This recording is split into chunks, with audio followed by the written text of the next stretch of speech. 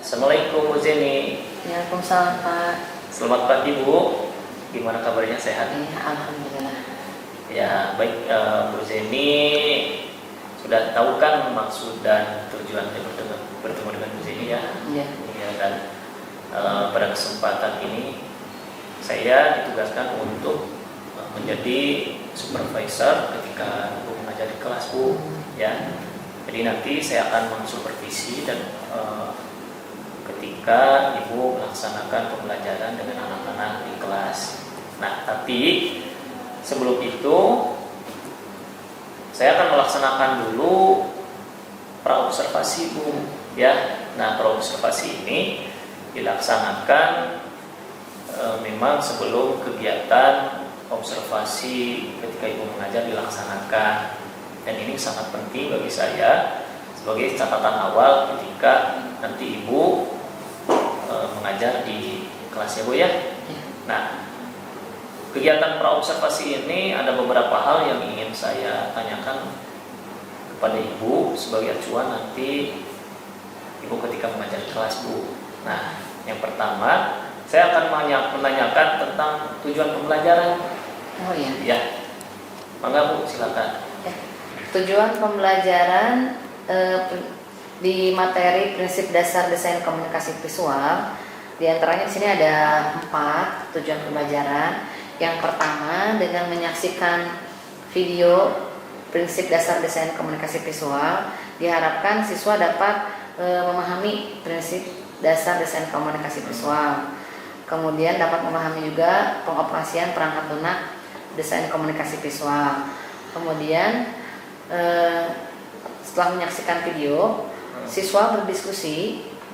Nah, dari hasil diskusi itu tentang materi prinsip dasar desain komunikasi visual, diharapkan siswa dapat menulis kembali atau membuat materi dalam bentuk peta konsep tentang prinsip desain komunikasi visual. Kemudian setelah membuat peta konsep, berikutnya siswa menganalisis contoh penerapan prinsip desain komunikasi visual. Nah, yang keempat, yang terakhir, setelah menganalisis, siswa dapat membuat poster dengan menggunakan prinsip desain komunikasi visual. Jadi ada 4 ya. Tadi ada 4 ya. Ini untuk tujuan pembelajarannya. Nah, mungkin dari keempat tujuan pembelajaran itu bisa disimpulkan Bu tentang area pengembangan yang hendak dicapai oleh Ibu. Ya. Nah, untuk area pengembangan dari ini ya, dari tujuan pembelajaran. Nah, di sini diharapkan siswa dapat memperdalam keterampilan ya. Di sini memperdalam keterampilan di bidang penerapan prinsip desain komunikasi visual. Nah, dalam hal ini prinsipnya itu kita ada ambil 8 prinsip. Ada 8 prinsip dasar desain komunikasi. Nah, di sini satu orang akan membuat 8 poster. 8 poster sesuai dengan prinsip dasar desain. Jadi ya satu poster untuk satu prinsip. Nah, itu. Nanti harapannya setelah mampu membuat prinsip ini, nah siswa dapat menerapkan di setiap desain gitu ya. Di setiap desain. Jadi setiap desain menggunakan prinsip dasar desain gitu. Dasar desain ya? Iya, prinsip dasar desain. Oke, jadi memang area pengembangan yang hendak Ibu capai itu adalah memperdalam keterampilan penerapan prinsip dasar desain ya Bu ya. Jadi ketika anak sudah bisa menerapkan prinsip dasar desain, maka desain apapun itu akan bisa dibuat oleh anak dengan mudah. Oke, baik Bu. Nah, kemudian strategi yang dipersiapkan Bu untuk mencapai hal tersebut apa Bu? Nah, untuk strategi dalam materi prinsip-prinsip dasar desain, di sini kita melakukan atau mendesain pembelajaran yang kreatif, pembelajaran yang kreatif, memasukkan unsur KSE dan berdiferensiasi dalam merencanakan pembelajaran yang menggunakan pola kelompok yang heterogeni, kemudian menggunakan media video, kemudian juga menggunakan PowerPoint yang untuk presentasi, dan metode diskusi. Nah, setelah diskusi, bagian terakhirnya adalah presentasi setiap kelompok. Jadi setelah diskusi kita presentasikan, jadi agar terlihat kemampuan menerap sudah tercapai belum gitu. Jadi hasil diskusi.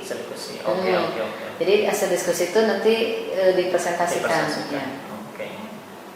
Baik, Bu Jenny, di sini saya sudah mencatat semua apa yang Ibu sampaikan, mulai dari tujuan pembelajaran, area pengembangan yang akan Ibu hendak capai, kemudian strategi yang dipersiapkan. Dan di sini saya menemukan bahwa memang untuk praobservasi ini Ibu dalam mempersiapkan kegiatan pembelajaran kelas sudah dipersiapkan dengan sangat baik, dan mudah-mudahan apa yang Ibu sampaikan, apa yang Ibu rencanakan bisa konsisten untuk dilaksanakan nanti di kelas waktu pembelajaran. Ya, mungkin itu saja ya Bu Jenny. Terima kasih atas waktunya. Dan mudah-mudahan nanti selanjutnya saya akan mensupervisi Ibu di kelas. Mudah-mudahan kegiatannya lancar. Ya, sekali lagi saya ucapkan terima kasih. Wassalamualaikum warahmatullahi wabarakatuh. Assalamualaikum warahmatullahi wabarakatuh.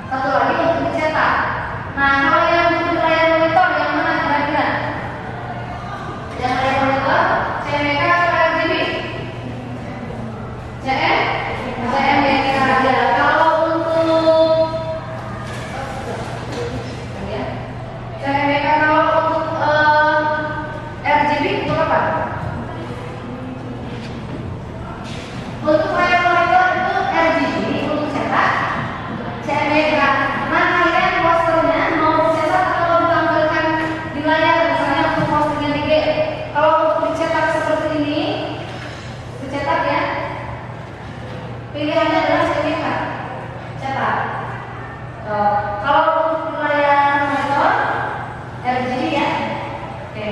Paham sampai sini? Oke, Ibu tanya dulu nih. Ibu tanya ke Excel.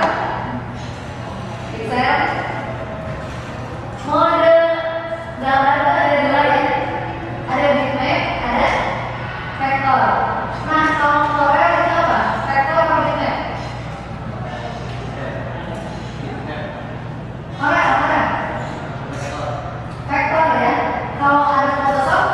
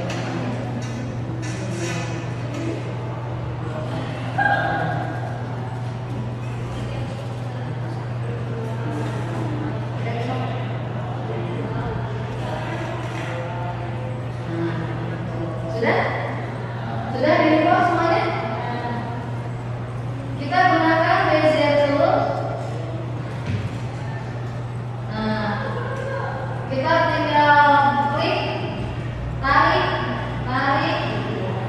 So, silakan dicoba.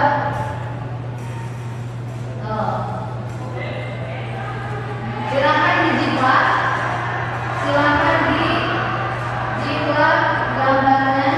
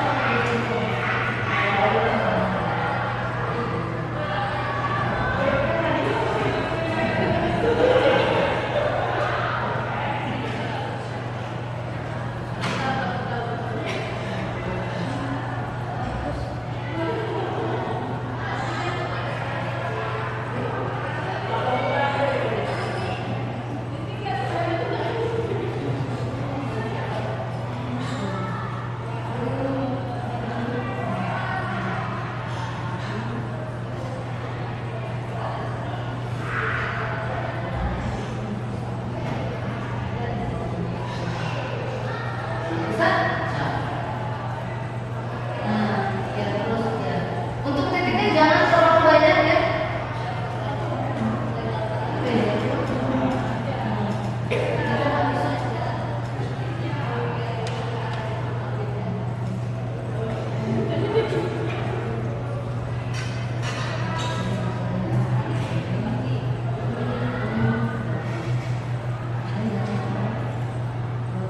Itu boleh tes lain juga boleh ya. Kamu cari, kamu boleh coba yang lain selain itu ada beberapa.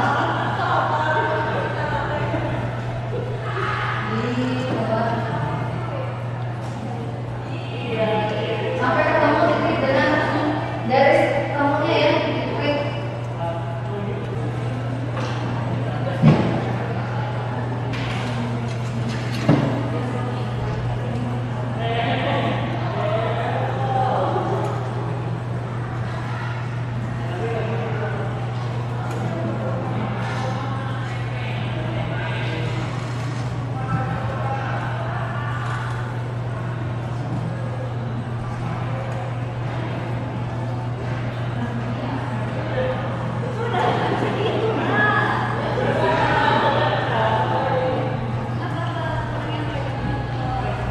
Apa ada yang kurang paham silakan bertanya ya.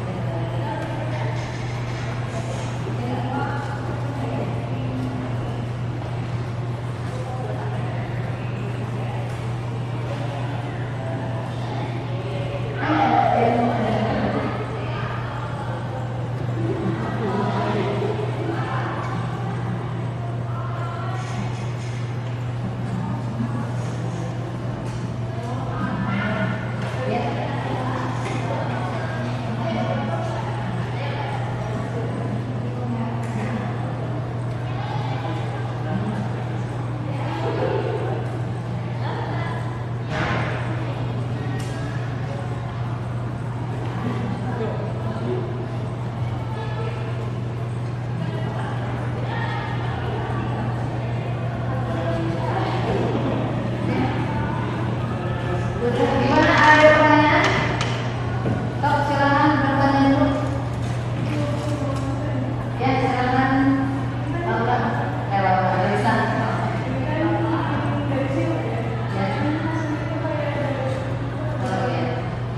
Nah, untuk memperbaiki garis yang tidak lurus, itu kita bisa masuk ke sini ya, bisa ke save tool. Nah, sebelum ke save tool, diklik kanan dulu objeknya, kita pilih convert to curve, masuk ke save tool. Nah, baru sini kita bisa perbaiki garis-garis yang kurang rapi. Kalau terlalu banyak titik, kamu bisa buang titik dengan cara melakukan double klik.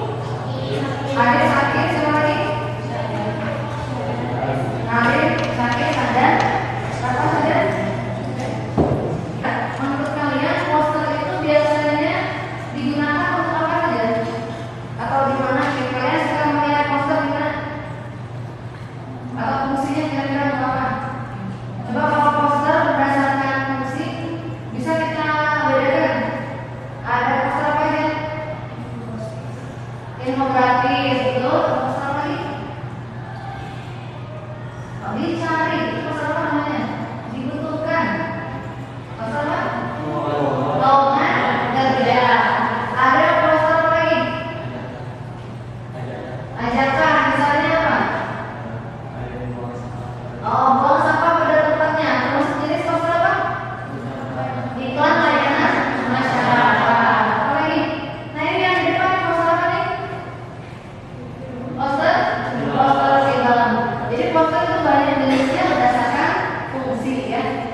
Nah kalau kita waktunya sudah habis, coba ibu ingin satu baris, ini ya, satu baris, satu orang. Coba simpulkan apa yang sudah kita pelajari hari ini. Berarti garis piksel, garis Yusuf, garis Ryan, garis Raisa boleh gabung dulu di sini. Boleh Raisa gabungnya. 1, 2, 3, 4, silakan satu orang. Ini yang bisa jawab bonus ya. Silakan dari bisa menyimpulkan apa yang sudah kita pelajari. Misalnya belajar desain, belajar tentang prinsip desain, belajar tentang apa lagi? Macam poster, apa? Coba disimpulkan.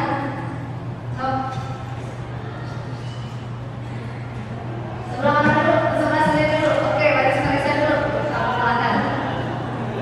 Nah, silakan Marisa.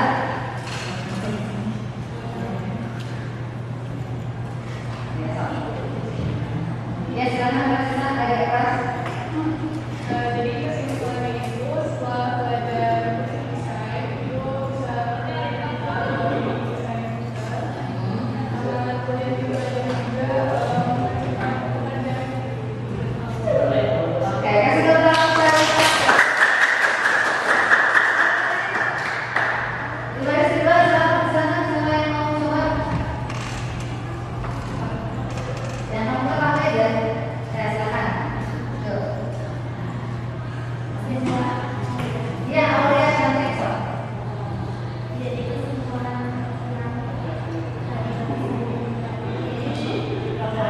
kita tahu bahwa desain itu sangat penting untuk membuat abstrak. Ya. Ya.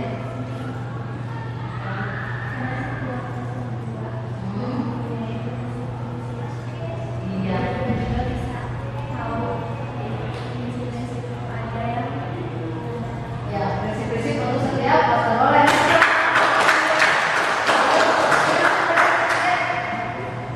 Ayo, silakan Yusuf.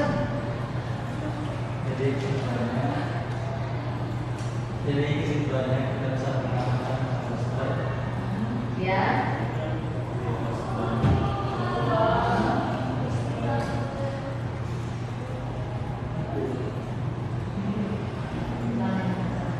kesulitan masyarakat, provokasi,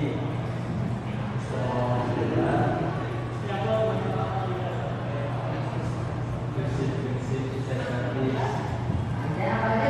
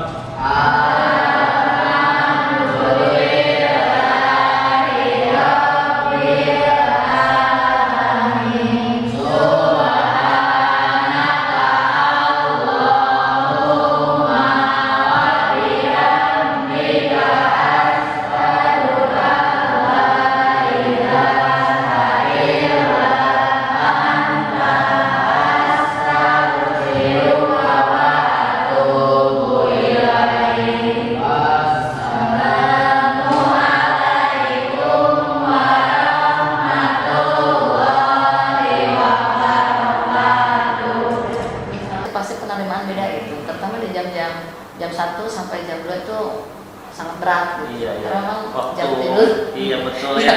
Jam tidur jadi Waktu kritis gitu ya. jadi kita udah jor-joran Iya, ya semangat. anak teh Iya. ngedetan gitu ngantuk Iya. gitu dan nah itu kurang bisa menerima Kurang gitu. bisa menerima. Jadi antusiasnya juga beda dengan di kelas yang jamnya pagi Jamnya gitu. pagi. Pasti dia pagi mau lebih antusias.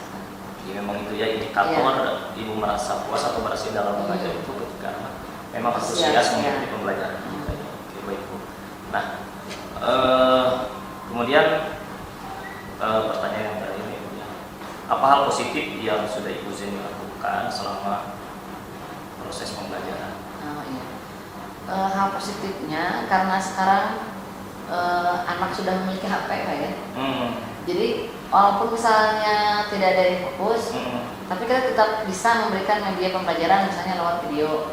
Jadi kita share video ke anak karena kalau zaman sekarang mah kan eranya nonton Pak ya. Oh iya betul. Jadi kalau kita terangkan kan jadi anak teh abstrak gitu Pak. Iya. Membayangkan secara beda dengan kalau kita kasih video.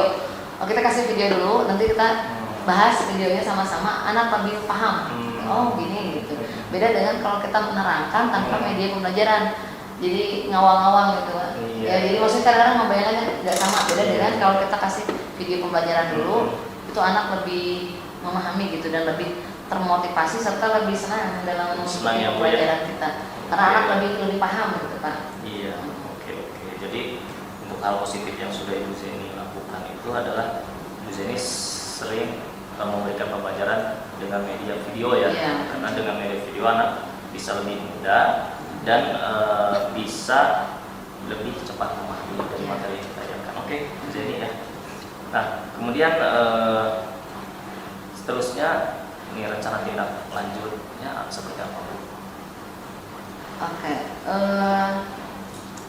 tentu saja untuk kedepannya saya akan mempersiapkan bahan ajar yang lebih menarik, kemudian pembelajaran yang lebih berpihak pada siswa dengan pola berdiferensiasi Oke. Ya, kalau dan KSE. ya, oke, KSE ya. Oke, Zeni tadi topik cakapan dan rencana tindak lanjut sudah Ibu Zeni sampaikan ya. Nah, sebelum saya mengakhiri untuk percakapan pasca observasi kelas ini, bisa Ibu simpulkan tentang kegiatan mulai dari pra observasi sampai sekarang pasca observasi. Maka silakan Bu simpulkan. Ya. Kesimpulannya, jadi setelah kegiatan pra-observasi, kemudian observasi, dan pasca observasi, jadi bisa lebih mempersiapkan lagi apa yang harus disiapkan sebelum KBM. Kemudian yang kedua, kita juga bisa mengetahui apa yang sudah dilakukan dan apa yang belum dilakukan sama KBM. Kemudian yang ketiga, bisa mengetahui ketercapaian area pengembangan yang hendak dicapai. Ya. Setidaknya apa yang tercapai di sini setidaknya dapat memperdalam keterampilan siswa dalam bercerita, berbicara, menulis, menyimak dan mendengarkan, dan kompetensi pedagogik siswa yang meliputi keaktifan siswa, metode pembelajaran, diskusi dan pengelolaan kelas. Artinya di sini menyampaikan bahwa kegiatan pra observasi dan pasca ini sangat penting dan sangat berguna sekali bagi Ibu Zeni. Tentu saja Pak, sangat penting sekali. Oke, penting sekali Bu ya. Mudah-mudahan dengan adanya kegiatan ini, kegiatan pembelajaran kita dalam mendidik anak di kelas ini bisa lebih efisien. Harapan kita sebagai guru yang ingin memberikan pembelajaran yang berpihak pada murid tercapai. Ya. Oke, baik Bu Zeni, mungkin untuk kegiatan pasca observasi ini saya cukupkan dan saya ucapkan banyak-banyak terima kasih. Saya juga banyak belajar dari Bu Zeni, saya banyak belajar. Dan mudah-mudahan bisa bermanfaat juga bagi saya. Terima kasih Bu atas waktunya. Baik, terima kasih atas barusan praktik tentang coaching gitu ya. Saya perhatikan juga tadi praktik dari bercanda, terus Bu Zeni juga sudah interaktifnya sudah ada gitu, jadi ada dilihat dari prinsip coaching juga sudah ada semuanya, dari mulai kemitraan, proses kreatif dan memaksimalkan potensi, di mana 8 kriteria itu tadi juga sudah saya sudah terdapat di sana semua gitu ya. Jadi mulai dari tujuan ditetapkannya terus sampai dengan tadi yang akhir ada kesimpulan, itu juga udah bagus sekali. Mudah-mudahan prinsip coaching ini dan kegiatan coaching ini bisa terus ini kembali gitu ya, kita diingat kembali dan karena memang betul dengan coaching ini kita bisa menggali potensi yang ada dari teman sejawat kita gitu. Baik, saya ucapkan makasih banget, udah bagus lah ya Pak Chandra dan ini. Oke, baik, terima kasih. Assalamualaikum warahmatullahi wabarakatuh.